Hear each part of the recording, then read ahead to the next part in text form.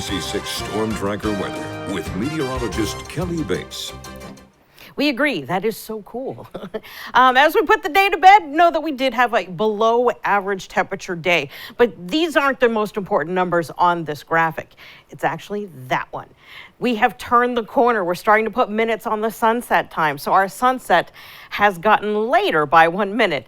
And I know it's just 1 minute, but still, it's in the right direction. Our current temperatures are in the 30s. We're headed into the lower 30s as we hit the midnight hour. We should be closer to 32 in Providence. We've got 32 in Smithfield, 31 right now for Westerly, and 32 for New Bedford.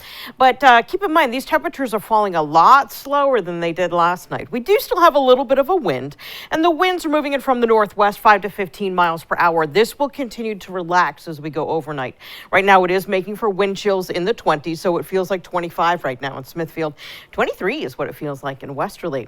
So we've got this coastal storm. It's actually pretty far away, but it's giving this wave of energy that's generating this ocean effect snow line that has pushed ashore in Plymouth County.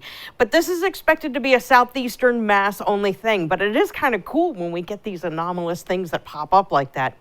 Our next weather maker is actually coming from here.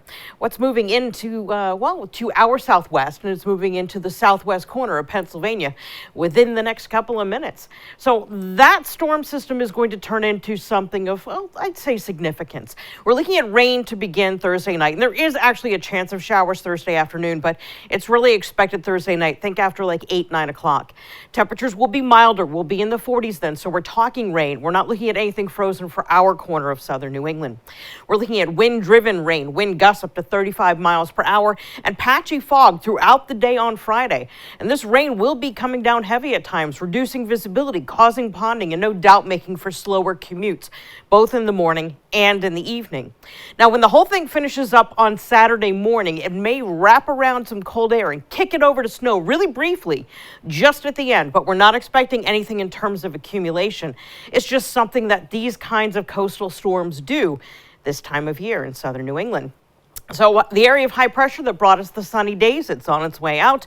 Taking its place is this area of low pressure. It's going to develop into an intensifying coastal storm that is going to roll right along the coast towards southern New England and then lift through.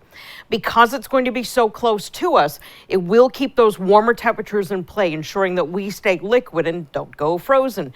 But we can't say that for areas to our north and west.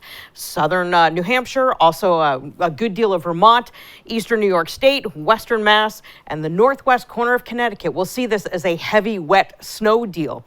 But for us, it's rain. But it could be a soaker at times. You'll notice some of those yellows and oranges lift through. Those are those areas of locally heavy rain. I've gone forward in time to Saturday morning. That's when this whole thing ends. And there's your quick burst of snow just as it shuts down and ends.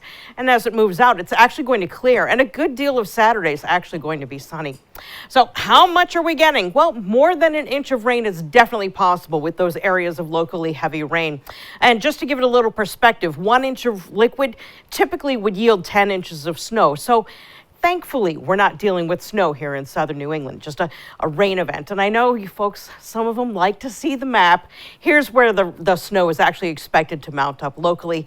Again, for us, this is going to be a rain deal through and through. Our extended forecast will show that once we get by this system, the sun comes back. We get a new area of high pressure, and temperatures will be going below average by the time we get to the middle of next week. Nick?